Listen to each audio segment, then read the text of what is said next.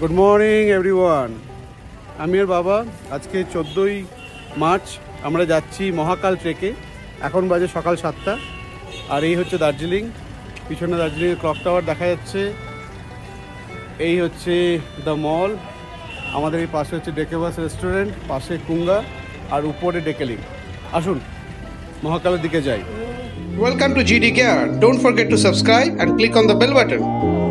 Kevin টার্সও খোলেনি এখন। এই যে বাবা, এই কেভেন টার্সে সকালে ব্রেকফাস্টের লাইন পড়ে, কিন্তু এখন ওদের ব্রেকফাস্টের এখনও খোলেনি। মানে আমরা একটু তাড়াতাড়ি চলে এসেছি। গ্রেনাডিস খুলে গেছে সারপ্রাইজিংলি। আজকে একদম ফাঁকা, গ্রেনাডিসও ফাঁকা। জানি না আজকে তো বৃহস্পতিবার, মল কি বন্ধ থাকে। আমরা এখন পাইন ব্রিজ হোটেলের কাছাকাছি চলে এসেছি, মেলে ঢুকবো। ডেকেলিংয়ে থাকার এটাই সুবিধা, একদম কাছে মেলটা। সকালের মেল। এই দিকটা দিয়ে আমরা যাব, জাকির হোসেন স্ট্রিট। এখানে গেলে ওই ব্রেকফাস্টের দোকানটা আছে। আর আমরা এদিক থেকে এলাম, এটা পাইন ব্রিজ হোটেল। এই যে দোকানটা আছে না বাবা, এখানে খুব ভালো চা পাওয়া যায়। কালকে এখানটা চা খাওয়ার ইচ্ছা ছিল, আজকে বিকেলে এখানে চা খাবো। এই রাস্তাটা দিয়ে গেলে একটা হোটেল আছে জলি ইন বলে। ওটাতে তোমার বেশ সস্তায় কিন্তু ভালো হোটেল। আর এটা তো ম্যাল।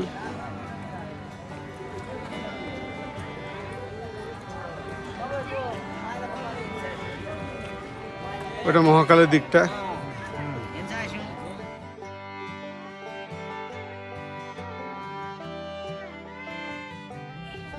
আমরা এখন মহাকালের দিকে হাঁটছি। জাস্ট এন্ট্রি নিলাম মহাকালের ভিতরে রাস্তায়। দোকানপাট সব বন্ধ, বুঝতে পারছি না আমরা সকালে আসছি নাকি আজ সব বন্ধই। বৃহস্পতিবারে বন্ধ থাকে সব মার্কেট।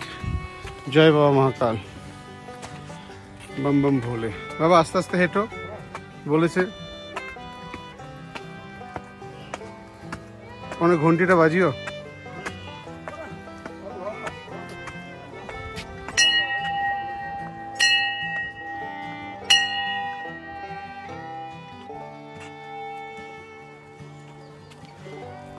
এটা নামার রাস্তা।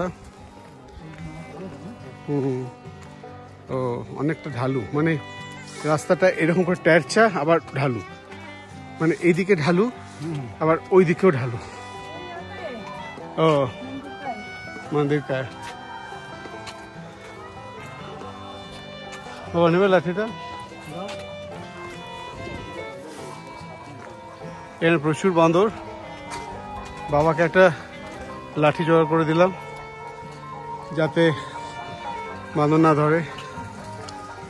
এখানে নো অ্যাডমিশন দেওয়া আছে। এটা হচ্ছে ভিতর থেকে দেখতে পাচ্ছি টিঙ্কার বেলস কটেজ। দেখা যাচ্ছে কিনা জানি না, টিঙ্কার বেলস কটেজ। ভিতরে বাঁদরে দোলনা দুলছে। আমরা ট্রেক করছি, বাবাই লাঠি নিয়ে উপরে উঠছে।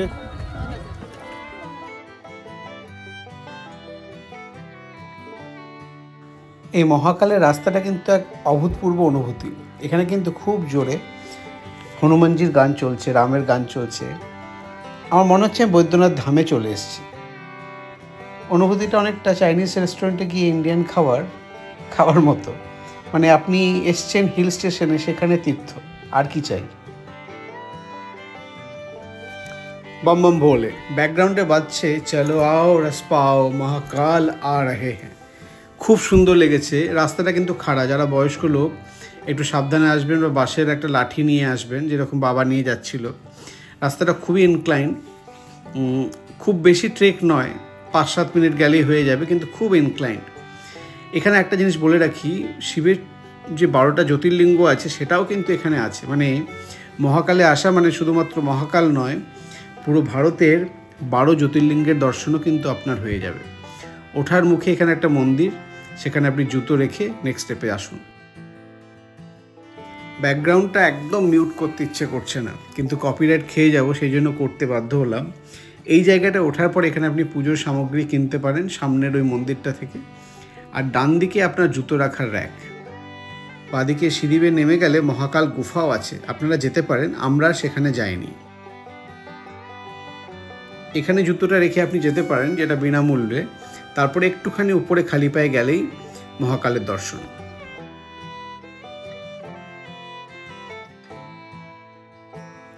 নাম দেনা হ্যায় তো দিজিয়ে জনম জনম কা সাথ। এই গানটা ব্যাকগ্রাউন্ডে বাজছে, আমি আবার গেয়ে দিলাম ভয়েস ওভার করে। হনুমান মন্দির আছে, আগে প্রণাম করে নি, চলো।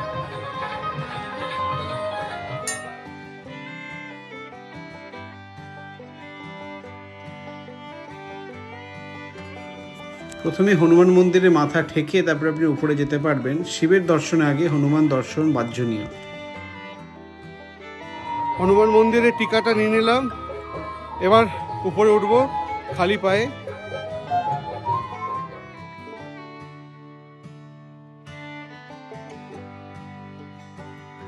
কোনো ভিড়ভাট্টা নেই, বুদ্ধের প্রতিষ্ঠার মধ্যে দিয়ে শিবের পুজো, মানে বৌদ্ধরা শিবের পুজো করছে পাহাড়ি আবহাওয়ায়। গাছগুলো অনেকটা লামাহাটার কথা আপনাকে মনে করিয়ে দেবে। চারিদিকে শ্রীরাম শ্রীরাম দর্শন, খুবই সুন্দর লাগবে আপনার এখানে এসে, মানে আপনি মনে হবে আপনি বৌদ্ধিক প্লেসে আছেন অথচ শিবের পুজো হচ্ছে। আর এখানে আমাদের দুই বন্ধু তাদের যে কাজ করছে, তারা ঝগড়াঝাটি করছে।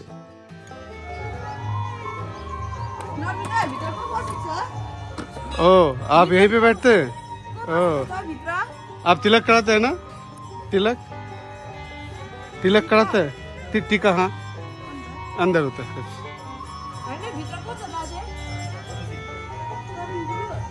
আচ্ছা, এটা হচ্ছে বাবা এই মহাকাল মন্দিরের একটা ব্যাপার হচ্ছে, এই মহাকাল মন্দির শিবের মন্দির, কিন্তু পুজো করে বুদ্ধিস্টরা। আগে আগে নন্দীকে প্রণাম করতে হয়, তারপরে তবেই মানে শিব মা প্রণাম নেবে। তাহলে আমরা নন্দীকে প্রণাম করবো, এখানে নন্দী আছে, নন্দীকে প্রণাম, তারপর শিবের কাছে যাব।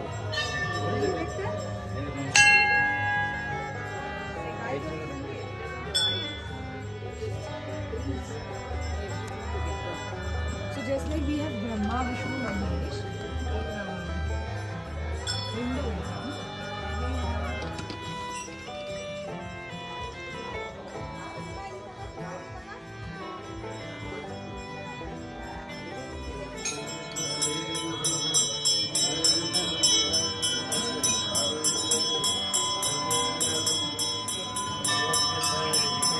এখানে শিবের সমস্ত যত মূর্তি আছে না, এটা সৌরাষ্ট্র গুজরাটের শিবের জন্য।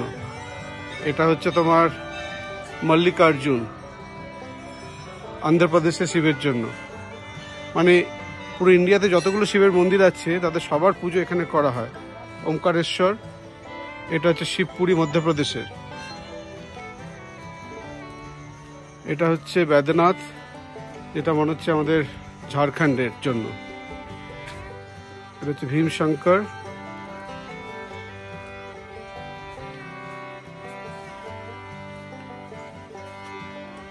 এটা রামেশ্বরম তামিলনাড়ুর। এটা হচ্ছে নাগেশ্বর গুজরাটের জন্য। কাশী বিশ্বনাথ উত্তরপ্রদেশ বারাণসী। ত্রম্বকেশ্বর, এটাও তো নাসিক মহারাষ্ট্র। আর কেদারনাথ আমরা জানি উত্তরাখণ্ডতে আছে। আর এখানে হচ্ছে ঘুমেশ্বর। যতগুলো শিবের পুজো হয় সবাই এখানে আছে সার্কেল। উপরে যদি জুতো পরে আসেন, অনেকে যেমন এসছে, আপনারা এখানেও জুতো রাখতে পারেন, বাট আমরা নিচে জুতো খুলে এসছি।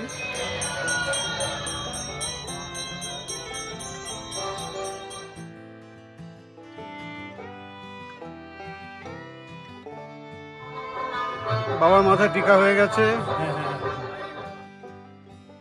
আমারও টিকা হয়ে গেছে। আপনারা যারা মহাকাল আসবেন অবশ্যই এখানে আসবেন। আমাদের সামনে রডোডেন্ড্রন ফুটে আছে এখানে, মহাকাল মন্দির যাওয়ার ঠিক আগে, পুরো লাল রডোডেন্ড্রন। আর এখানে আরেকটা ফ্লাওয়ার দেখছি, গোলাপের মতো, পুরো গোলাপের মতো, কিন্তু গাছে অপূর্ব লাগছে। মহাকাল মন্দিরের পাশ দিয়ে যে রাস্তাটা আছে সেটা দিয়ে একটু আমরা যাচ্ছি, বলছে রাউন্ড করে নাকি আবার মেলেই আসবে, দেখি কেমন। আবার স্পট করলাম এই ফ্লাওয়ারটা, পুরো লোটাসের মতো দেখতে, কি ফ্লাওয়ার জানি না, অরিত্রকে জিজ্ঞেস করে দেখবো। একজন লোকালকে জিজ্ঞেস করলাম, বললো গুড়াস ফুল। রডোডেন্ড্রন তো দেখলাম, গুড়াস ফুল দেখলাম, গুড়াস ফুলটা খুব সুন্দর। আমরা এখন মহাকালের ঠিক মহাকাল মন্দিরটা উপরে, আমরা নিচের রাস্তাটা দিয়ে হাঁটছি, বললো নাকি এক রাউন্ড দিয়ে আবার ওই মেলেই যাবে। যখন টাইম আছে একটু হেঁটেই নিই।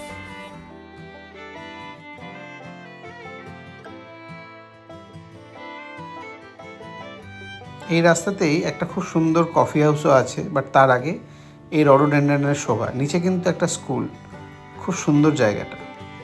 এই রাস্তাটা অপূর্ব। কালকে সকালে একবার জাস্ট এই রাস্তাটা দিয়ে হাঁটতে আসবো, পুরো রাস্তা জুড়ে রডোডেন্ড্রন, পুরো রাস্তা জুড়ে, পুরো রাস্তা জুড়ে, কোথাও যাওয়ার দরকার নেই।